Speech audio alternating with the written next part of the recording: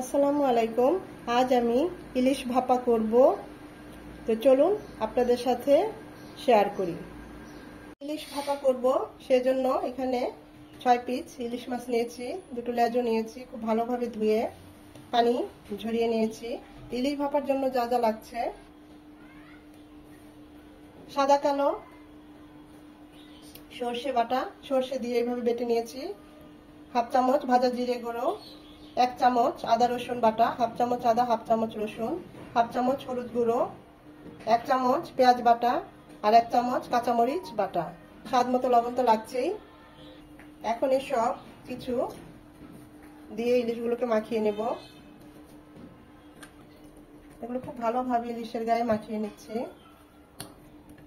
2 চামচ সয়াবিন তেল দিয়ে দিচ্ছি। এখানে আপনারা চাইলে সরষের তেলও দিতে পারেন, আমি সয়াবিন তেলেই করছি। যে পাত্রে ভাপাটা করব সেই পাত্রে একটু তেল ছড়িয়ে দিচ্ছি। এখন এই পাত্রে মাছগুলো এভাবে সুন্দর করে বিছিয়ে দেব। দিয়ে দিব বাটিটা ধুয়ে এই পানিটুকু, 4-5টা আস্ত কাঁচামরিচ, আর দিব সামান্য কিছু ধনেপাতা কুচি। এখন এটাকে ভালোভাবে ঢেকে দেব। চুলায় আগে কড়াইয়ে পানি দিয়ে এরকম একটা স্ট্যান্ড বসিয়ে নিয়েছি। এখন আমরা ভাপাটা বসিয়ে দেব। দিয়ে দেব ঢাকা। এটা 20 মিনিট পর আমরা এই ঢাকনাটা খুলবো, মিনিমাম 25 মিনিট পর। আর দেখি আমাদের ভাপাটা একদম দেখুন পানি শুকিয়ে গেছে। আমি অবশ্য 10 মিনিট পরে আরো কড়াইয়ে আরেকটু পানি দিয়েছিলাম যাতে ভালোভাবে ভাপাটা হয়।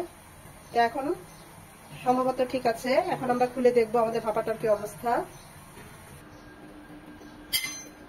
এখনো অনেকটা গরম। মাশাআল্লাহ, খুব সুন্দর একটা ফ্লেভার আসছে ইলিশ মাছের। এটা পদ্মার ইলিশ, দেখুন তেল উঠেছে ভাপাটা থেকে, সব সেদ্ধ হয়ে গেছে। দেখুন কাঁচামরিচটা দেখলে বোঝা যায় যে আমাদের ভাপাটা কত সুন্দরভাবে হয়েছে। অপূর্ব হয়েছে ইলিশ ভাপাটা। আমি ধনেপাতা কুচি দিয়েছিলাম ভাপার মধ্যে, এতে আরো একটা খুব অপূর্ব একটা ভালো লাগা কাজ করছে। আমি টেস্ট করেছি, তা আমি যা যা দিয়েছি কোনো কিছু স্কিপ করবেন না। এভাবে একবার ইলিশ ভাপা করে খেয়ে দেখবেন এবং কমেন্ট করে জানাবেন কেমন হয়েছে। অপূর্ব অপূর্ব হয়েছে, সত্যি বলছি। একবার হলে এভাবে ট্রাই করবেন। গরম গরম ভাতের সাথে এরকম ইলিশ ভাপা একদম জমে যাবে।